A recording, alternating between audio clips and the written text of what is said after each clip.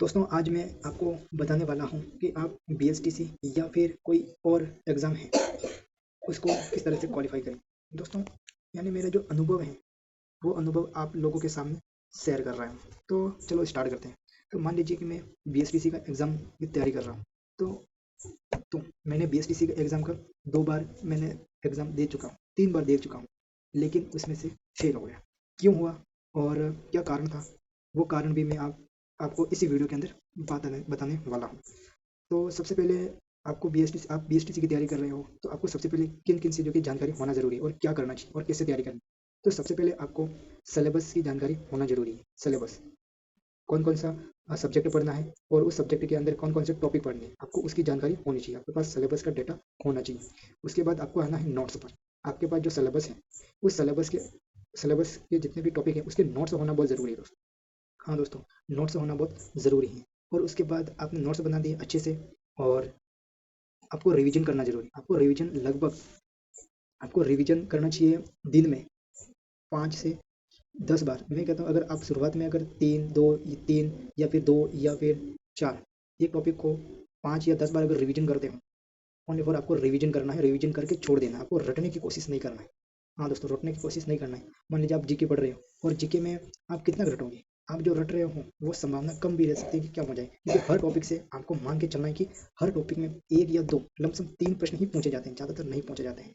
आपको ये बात ध्यान में रखनी है, इसलिए आपको रिवीजन पर फोकस करना है और आपको बार-बार रिवीजन करना है। बस मैं ये कहता हूँ आपको इस चीज़ पर ज़्यादा फोकस करना है। उसके बाद आपको आता है माइंड मैप। माइंड मैप अगर आप रिवीजन कर देते हो और उसके बाद माइंड मैप का प्रयोग करें, यानी एक तरह बोल सकते हैं कि आपको जो टॉपिक पढ़े हैं, आपने जो नोट्स बनाए हैं, उन नोट्स के ऊपर आपको मनन करना बहुत ज़रूरी है।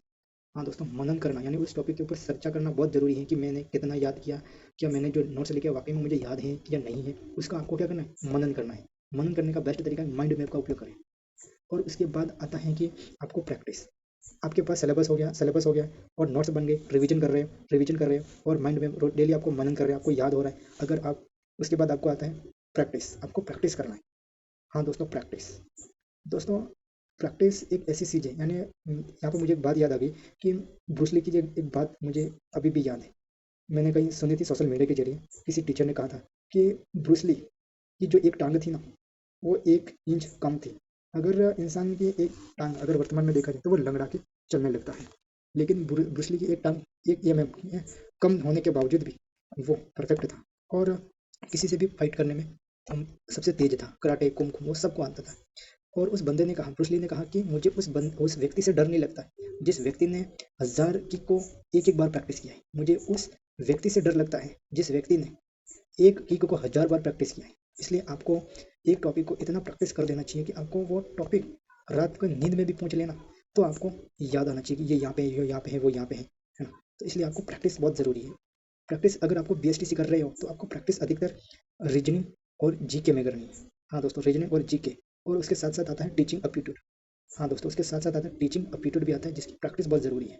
उसके बाद आपके पास जितने भी पुराने पेपर हैं, जिस एग्ज़ाम की से यानी जिस एग्ज़ाम की आप तैयारी कर रहे हो, तो उस एग्ज़ाम के पुराने मॉडल पेपर निकालो और आप एक मार्केट से और मार्कशीट ले आओ, उसे भरो।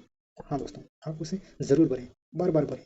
आप रिजल्ट पर फ़ोकस मत करो कि मेरे नंबर कम आ रहे हैं, ज़्यादा आ रहे हैं, कम आ रहे हैं, ज़्यादा आ रहे हैं। ये ग्राफ है ना, बढ़ता है, कभी घटता है, कभी बढ़ता है, कभी वापस घटता है। इसके ऊपर फ़ोकस मत करो, बस आपको प्रैक्टिस ये होनी चाहिए कि मैंने इतने सारे पेपर दे दिए, उसके बाद वापस उन्हीं पेपर को दो, हल करो, क्योंकि 5% संभावना रहती है कि जो प्रश्न प्रश्न है ना, वो रिपीट होते हैं।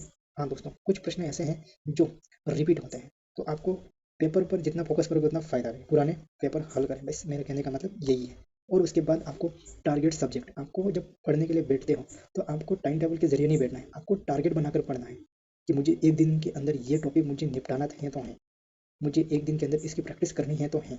बस आपको टारगेट बनाना है। या फिर आपने मान लीजिए आपने टारगेट रखा कि 1 सप्ते में मुझे पूरी हिंदी खत्म करनी है, तो बस खत्म कर दो 1 सप्ते में। अगर आपने जीके को रिवीजन करने के बारे में सोचा कि मुझे 1 हफ्ते में पूरी संपूर्ण जीके खत्म कर दूंगा रिवीजन करके, तो आपको टारगेट बना के चलो, तब जाके आप बीएसटीसी या फिर किसी भी एग्जाम में आप पास होंगे। और आपको उसके साथ साथ आपको डेली पढ़ना है। हाँ दोस्तों, आपको डेली पढ़ना है, एक भी दिन मिस नहीं करना है। अगर आप एक दिन मिस हो गए तो समझ जाना कि आप कई लोगों से पीछे आ गए हैं, इसलिए आपको डेली पढ़ना है। उसके बाद मैंने आपको इसी वीडियो में बोला कि मैंने 3 बार अटेंड करने के बावजूद भी मेरा नहीं हुआ, तो उसके पीछे मेरा सिर्फ सिर्फ एक तो ये कारण है कि मेरी प्रैक्टिस अच्छी नहीं थी और मैंने पुराने पेपर को हल नहीं किया, और उसके बाद मेरे पास सेलेक्टेड नोट्स नहीं थे, और नोट्स थे तो उनका रिवीजन नहीं हो पाया, है ना, इसलिए। हाँ दोस्तों, बस ये पूरे कारण थे जिसकी वजह से मेरा BSTC में 3 बार होने के बावजूद भी नहीं हो पाया।